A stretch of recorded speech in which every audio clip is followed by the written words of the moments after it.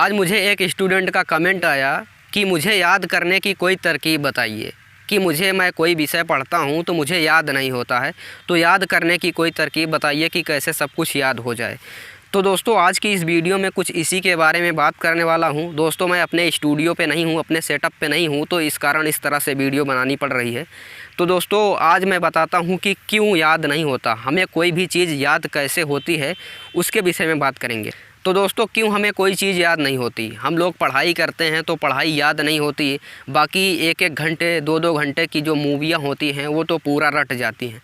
तो इसके पीछे का हमें साइंस समझना पड़ेगा। मूवियाँ हमें इसलिए याद हो जाती हैं क्योंकि उसमें कोई ऐसा कैरेक्टर करने वाला होता है, कोई ऐसा एक्टर होता है जो हमारे माइंड में एक छवि बना के रखता है, जो हमारे माइंड में पहले से ही होता है कि कुछ ये ऐसा करेगा, या उसकी पहले से ही छवि होती है, उसको हम बहुत रिस्पेक्ट से देखते हैं, उसको देखने का मन करता है।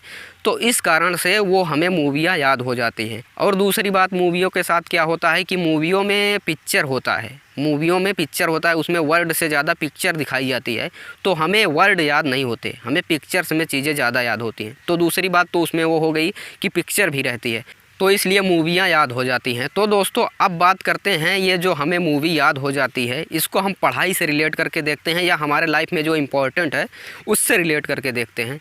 तो दोस्तों हम लोग क्या करते हैं कि मूवी में क्या करते हैं, किसी एक्टर को बहुत ज़्यादा इंपॉर्टेंस देते हैं और उसका कैरेक्टर हमें पूरा याद रहता है। तो वही काम अपने लाइफ में करना है, अपने पढ़ाई के साथ करना है। कोई एक कैरेक्टर लीजिए, आपको मतलब क्या है, आप किस लक्ष्य से आगे बढ़ रहे हैं, आपको यूपीएससी निकालना है, आपको इंजीनियर बनना है, आपको डॉक्टर बनना है, ऐसा एक कैरेक्टर ढूंढिए कि ऐसा कैरेक्टर क्या है कि हम आगे चल के इसी कैरेक्टर में होने वाले हैं। अपने आप को अभी से उस कैरेक्टर में ढाल लीजिए कि मैं डॉक्टर हूँ तो मैं उसी तरह से पढ़ाई, डॉक्टर जिस तरह से करते हैं उसी तरह से मैं पढ़ाई करूँगा। तो दोस्तों अगर आप अपना कैरेक्टर बिल्ड कर लेते हैं कि मुझे डॉक्टर बनना है, मैं डॉक्टर हूँ, तो आप अगर मान लेते हैं तो आप उसी तरह से पढ़ाई करेंगे।